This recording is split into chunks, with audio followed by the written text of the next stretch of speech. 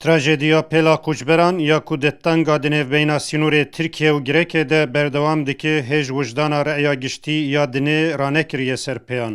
Jin û zarok di sermaya cevê zivistanê de di binê asîmanan de bêparastinin. خلق نکار لبن لبی هوای سارا لدرد رازن او گلک زوره پتر کس لورا چادر وانتنا باشه چادر جی هبه چر اونا چر خو گرم بکن چی معظمه گرم کرنه تنه باشه پتر کس جنو زارو کن لورا نخواش بونه. Kapıları açtık. Piştî beriya dehrojan Serok Kumarê Tirkan Erdoğan bi awayekî eşkere wekî kertek ya guvaşkên siyasî li hemberî Ewropayê bi kar bîne got me êdî deriyê sînorên Ewropayê li ber koçberan vekiriye bila Ewropî êdî bifikirin kadê çawa serê deriyê li koçberan bikin ji 100,000 zêdetir koçberan berê xwedan deriyên Ewropayê.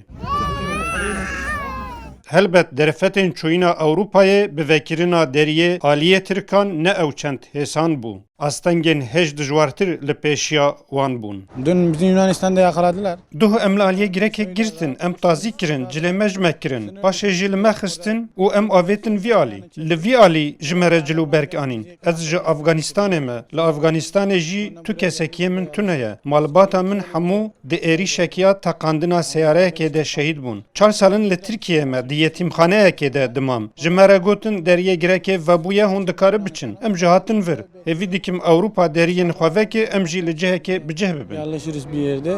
Li gorî desthilatdarên Tirk 4 milyon û 600,000 koçberên ji Sûriyeyê hatine welatê wan. Lê pêla koçberan ya ku xwe li ber deriyê Ewropayê daye qet ne wekî dihe nîşandan tineya mirovên ji Sûriyeyê ne.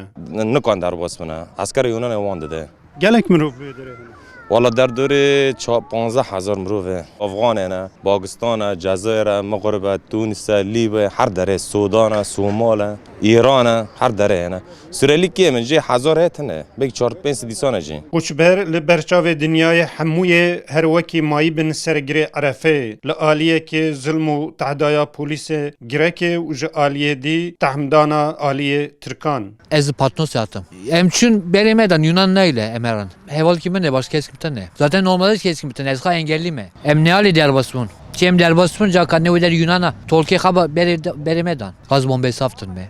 Hem temvileri verici. Bu Türk polisi sıkıntı. Emare da sıkıntı. Aynı gogi. Aynı topu futbol topu. Evvel etkay. Gumana be hadiye yeksi Avrupa'ya. Hem nava mücadele kadın. Nava savaş kadın. Yani cime belli zaten. Velatı kaymerin velatı kha. Kürdistan'ı.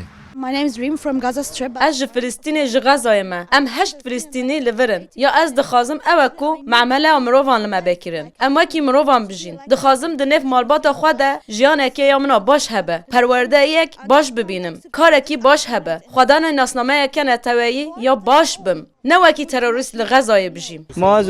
Daxwaza me hemûya ew e ku em bigihî jiyaneke aram. Ez bi xwe ji Afganistanê hatime. Li Afganistanê zevî mal hindek tiştên min hebûn min hemû firotin. Min hemû malbata xwe di gel xwe anî min gelek rêyên dijwar derbas kirin. Em dixwazin derbas bibin. Lê li vir tedayek gelek zêde li me tê kirin. Ger ne ji malbata min bûya min jî qet nedixwest xwe bêxim vê rêya dûr û dijwar. Ji me re dibêjin herin derbas bibin. Ez carekê çûm li wî alî her tişt ji me standin. Nehiştin ez kerta reqama telefona xwe jî werbigirim. Da ku telefona kes û karên xwe binivîsim û xwe bigihînim wan. Rê nedan vê jî hemû ev ji aliyê polîsê Girêkê ve li serê me hatin. Ger em ne neçar bûyan bo em xwe tûşî zordariya li vî aliyê Yunan û li aliyek diyê Tirka bikin. Keşver Avrupa barma. Koçber dixwaze bigihî jiyaneke aram. Çi gunehê van zarokan heye? Gelek caran li vir di bin bananê de dimînin. Divê deriyek li van zaroka vebe. Koçberên ku ji Sûriyeyê ji tirsa şer û kuştinê bi darê zorê ji cihê xwe miştext bûne û xwe avêtîne Tirkiyeyê di eslê xwe de ti statûyek wan ya siyasî an jî ya hukukî jî tune ye. Li gorî hukuka nêvneteweyî heya niha wan statûyek ya penaberiyê ya hukukî jî wernegirtiye. Ew tenê wekî mêvanên katî yên Tirkiyeyê tên pênase kirin. Bêcih, bêwar, bêparastineke hukukî û bêpênase.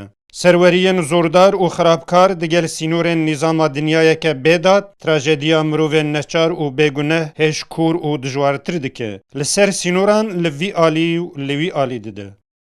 Mehmed Sanrı, Kurdistan TV, Edirne.